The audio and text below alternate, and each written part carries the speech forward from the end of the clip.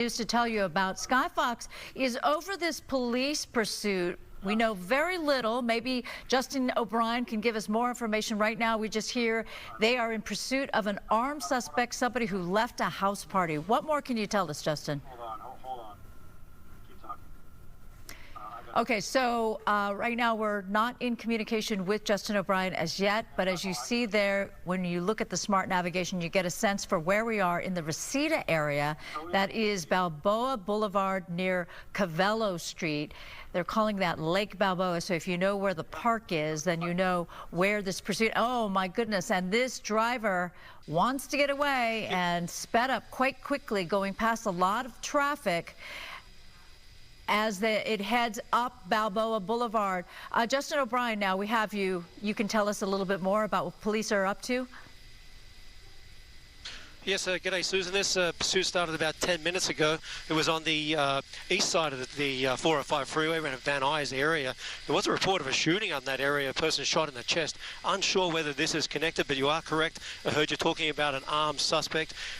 Police were pursuing this gentleman as he sped through these intersections here, running several red lights. He was also throwing things outside the car as he went along. They've actually believed that he may have thrown that weapon outside the vehicle, but he's been reaching speeds of up to 100 miles per hour here on these normal suburban streets where the speed limit is 45 miles per hour. Currently have 4 LAPD units in pursuit here, as well as the airship, which I believe now has gone into tracking mode because of the speeds. This gentleman's actually doing loops around this area. This is the second time he's taken this street here in Havenhurst. So a deadly situation for the LAPD officers in pursuit here. They believe this person was armed, still could be armed, so they're taking all precautions they can, Susan. Right, so that he took a very sharp left turn there. Havenhurst and Roscoe is not far away from the airport, which also can complicate situations for you, Justin. Is that where you launch from, is near Havenhurst and Roscoe? Yeah, that's correct, Susan. We launched from Van Nuys Airport. Fortunately for us, this pursuit was happening very, very close. As soon as we got up in the air, we could actually see the airship lights above the pursuit. We were able to track it down very quickly. But this person certainly sticking to the valley, not showing any choice that he may enter onto a freeway. Currently have West Valley LAPD officers in pursuit. But as I said before, he believed to be an armed suspect, so they're not taking any chances. They've got 4 units there behind, and no doubt if he continues to keep circling in this same area, they'll start to make some tactics, no doubt, to try and possibly use a spike strip or something to try and bring this pursuit to an end before anybody gets hurt. Green light there, heading north, I believe, up Woodley Avenue here, still in the North Hills area. Towards the 118 freeway, Susan. Yes, so meantime, I thought you said they were in tracking mode. Is that the helicopter you're talking about that is in tracking mode? Because it seems as if the patrol car, the black and white, is fairly close by. Yes, there was a talk that they were going to go into tracking mode because of the speed that this vehicle was traveling at, but it may be a case that they fear that this person is such a threat that they are going to continue to pursuing him. Unclear what the original want was for, why they were chasing this person, or why they did believe he had a gun. But as I said, he was throwing stuff outside the vehicle, and they believe they actually sent a crew or a unit. They're referring to what they refer to as an item. You'll often hear on the scanner that LAPD officers say, hey, we believe the item was thrown out, and that's code, meaning a possible weapon was thrown out onto the ground. They do believe he lives here in this area off Lindley. We're actually on Colgate or Collett at this stage, but we do believe he lives in the valley, and he keeps continuing to circle this area. The idea possibly he actually may be trying to head home, Susan. Right, well that is the common trope that we often talk about, how oftentimes a pursued suspect will just go back to an area that they're familiar with, that they feel comfortable driving around. And this house party wasn't the house party supposedly in Van Nuys, so not very far from where we are right now. We picked up the chase closer to Reseda. We've watched as this car has gone from Reseda into Lake Balboa and then North Hills and Van Nuys. Okay, that was a pretty close call there, making that sharp left turn onto Plummer Street, and another car was coming in the opposite direction, and it looked as if, you know, he could have hit that car, or the car could have hit him. But meantime, this car is going right now not at too high of a speed, but we've definitely seen this car go from what would be a acceptable speed all the way up to 80 miles per hour, 100 miles per hour as we watch the car now. And it, you know, it's interesting because the windows are now closed, but you were saying that the police and you, did you witness items being thrown out of the car? Yeah, Susan, police were saying that the person was throwing items out the vehicle, and they gave an intersection, which I can't remember off the top of my head, but they did say, hey, we believe that's where the article is, article referring to a weapon, but they are still treating this as if this person is armed. He's still reaching speeds here. This is obviously 45 mile per hour streets, making his way north still towards the 118 freeway. Luckily, slow traffic here, or no traffic out tonight, so very few people possibly impacted. But here he is making a turn to down onto Devonshire. Okay, so now we're on Devonshire Street in the Granada Hills area. The car seems to be sort of following the laws of the traffic. I've seen a couple of close calls, a couple of times when it seemed as if the car was going to be caught up by traffic, but somehow has kept going. Meantime, when you think about it, it's 10:13 on a Saturday night. So at this area, in this area of the San Fernando Valley, there's not a lot of foot traffic, not a lot of car traffic. That was an interesting move there, Justin, where it maybe thought it could outwit the patrol cars behind. Oh, I'm going to make a right-hand turn. Just kidding. And then kept going along Devonshire Street. And we follow this. Oh, this is an on-ramp, is it not? This is an on-ramp onto the 405 freeway, 405 yes. Southbound. Yes, that's correct. So this is the 405 southbound, just getting onto the freeway there. Yes, he appears that he really knew the valley well there. He decided not to go down certain streets, but he's jumped onto the freeway now, so it's unclear. Obviously, we'll have to wait and see. We come up to the intersection here to the 101, where he decides to go. And we're just going to try to get a little closer to him so we can actually try and have a bit of a look in that window there and see what the driver is doing. We saw a light there in his hand. It appeared to be that he had a cell phone, so he possibly could be talking to someone as he's driving here, reaching speeds of up to 107.8 miles per hour as he makes his way southbound here on the 405. And at this point, Justin, we're thinking that there's only the driver in there. Is there any sense from police or any of the radio traffic that suggests there might be any passenger? No, at this stage, they believe there's only one person in the vehicle, a man. Now, again, the whole idea they're pursuing him, believing, is because he had a gun. So they just said he may have left that party and somebody saw him get into a vehicle and had the gun. So that was the initial warning. But the LAPD vehicles here, you can see that they got the pedal to the metal trying to keep up with him as he's reaching speeds there of over 100 miles per hour, coming up to the to intersection here, I believe an off-ramp, staying on the freeway, getting back over there into the number 1 lane. And again, pretty light traffic here on a Saturday night, a holiday weekend. So hopefully he's able to, I always say, hopefully he runs out of gas and this thing ends safely, Susan. Well, these days, you know, fuel mileage and efficiency has gone up. That means if he had just refilled his gas tank, he can go for a very long time. But right behind him, all those patrol cars, so he's well aware that he's being followed. And of course, we have that night sun rather, up overhead from the police helicopter. And that's the light that pretty much you're using, right? SkyFOX uses or takes advantage of the fact that the night sun is overhead with the police helicopter. I like the fact that you're trying to zoom in there, trying to find out if what that driver is up to. We talked too a lot about like the anxiety or, you know, the way a driver that's being pursued might be reacting physically to this kind of stress and how it can be very tiresome, obviously, but that's why the pursuing officers, those in the patrol cars, they will after a while figure out how to like peel off. so that somebody else takes the lead, or they replace the patrol officers so that the person that, or the patrol car that's following this guy will be fresh and will have the ability to have great reaction to any kind of stressor, any kind of situations that change. It looked as if he wanted to get off the freeway, but he still remains on the freeway. He's just going by. Oh no, he did get off the freeway. Yeah, he's actually exited here. Susan's off to the... Yes, that's correct. He's exited off Victory Boulevard here, heading back into the Van Nuys area. They said it appears that he does know the valley very well there. Getting off the freeway, there was talk that actually LAPD was going to actually hand this off to the CHP if he did stay on the freeway. We're back here into suburban streets. The driver there, again, reaching 50, 60 miles per hour.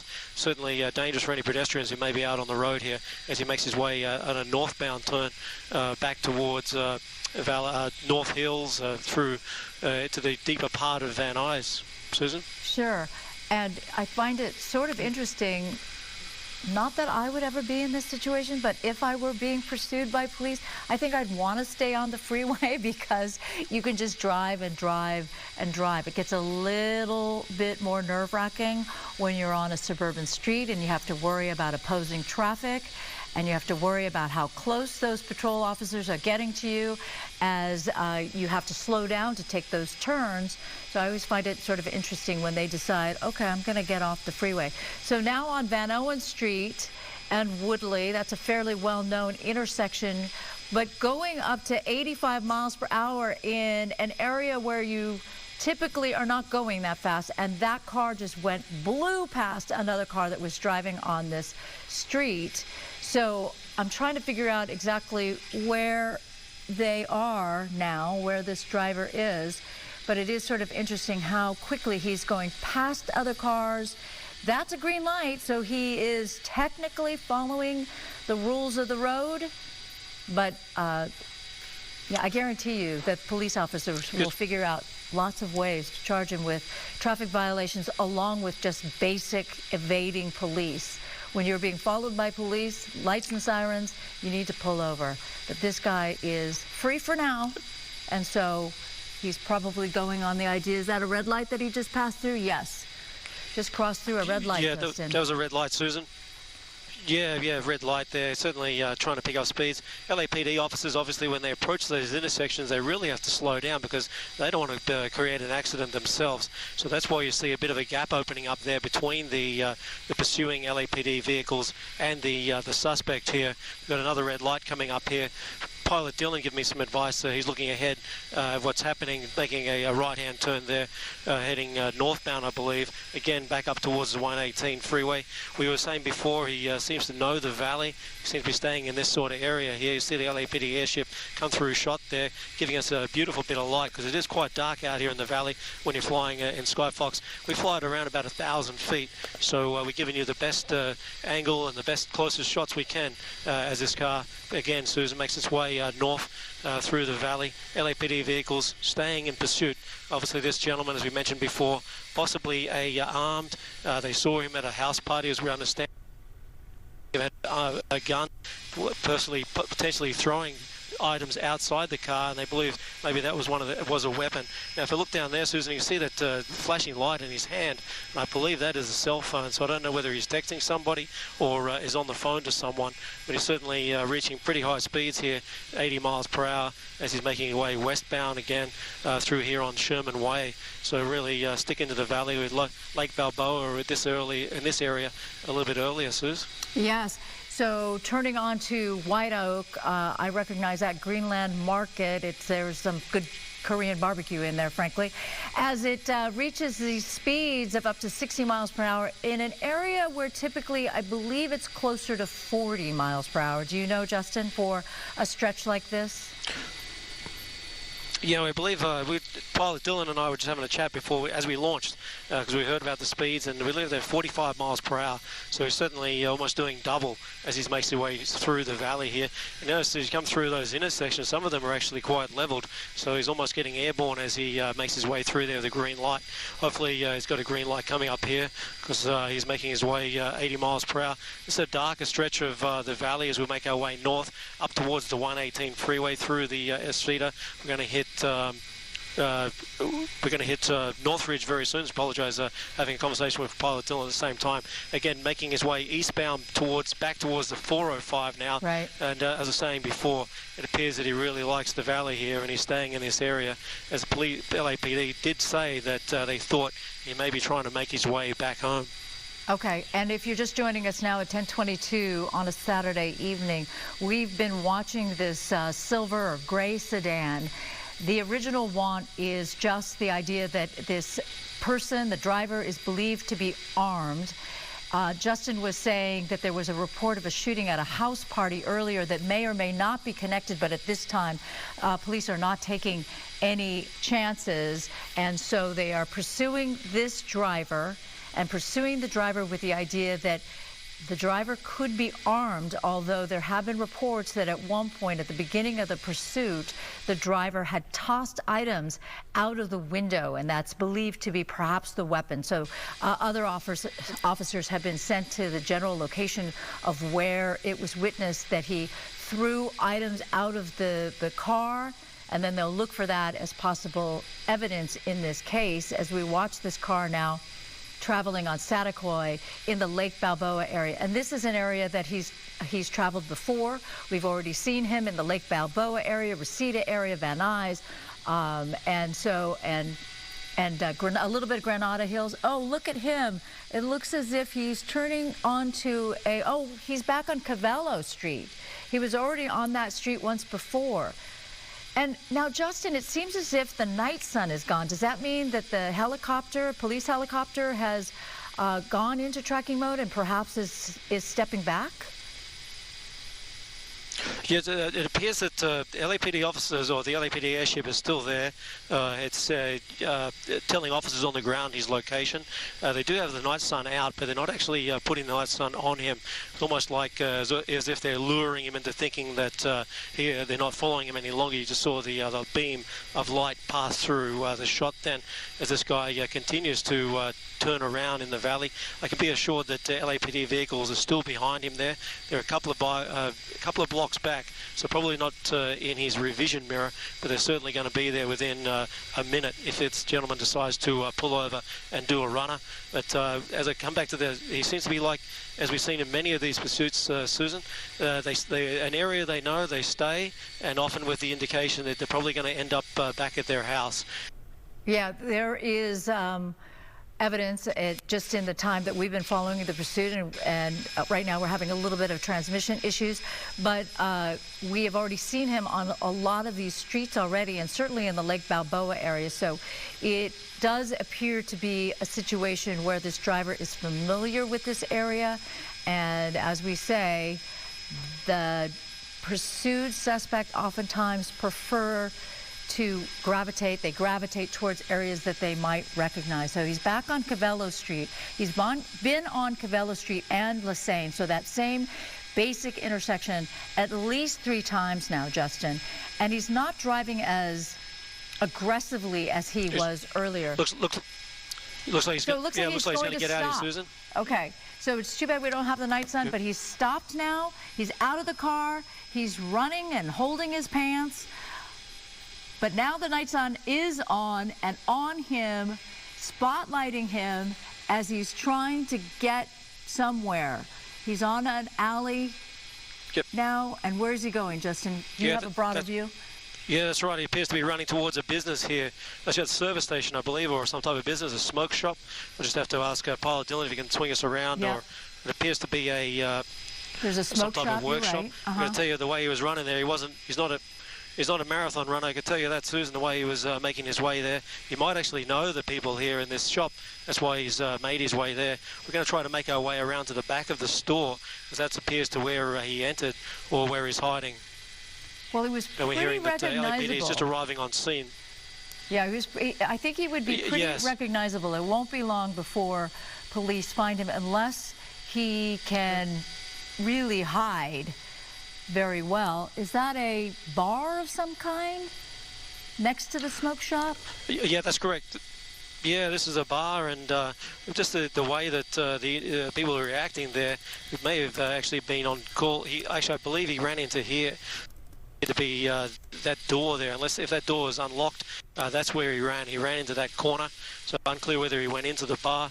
But you could just see the way that people stood outside as he ran towards them, which maybe indicate that he actually may have known the people or told them that he was coming.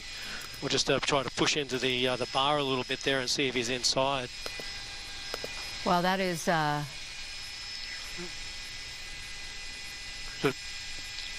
That's a kind of wild thing. As we see, LAPD arriving now on scene. We see multiple patrol cars already arriving. The black and whites, you don't really want to see that on a Saturday night when you're a bar patron. But if I were them, I would get out and with hands up. Oh, look, they're pointing. Yeah, he went that way. Oh, no, now a guy's pointing the other direction. But, yeah, this is the address here is 17314 Satakoy Street. And we've noticed a couple of people pointing in the direction of the door, suggesting he is inside that bar. Yeah, so they're suggesting that LAPD actually believe he may have walked into the smoke shop here.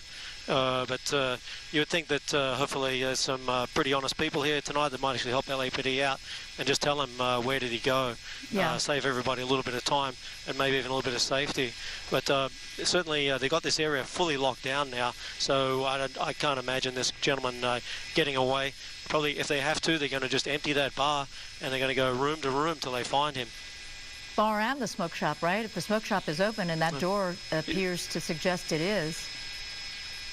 So they'll go in there as well. Meantime, like, I would not want to be a bar patron today. I just would not. Like, I need to get home. So, no, sorry. Everybody's got to stay put until we finish our investigation, or at least we search and clear everything. Every room to find our suspect.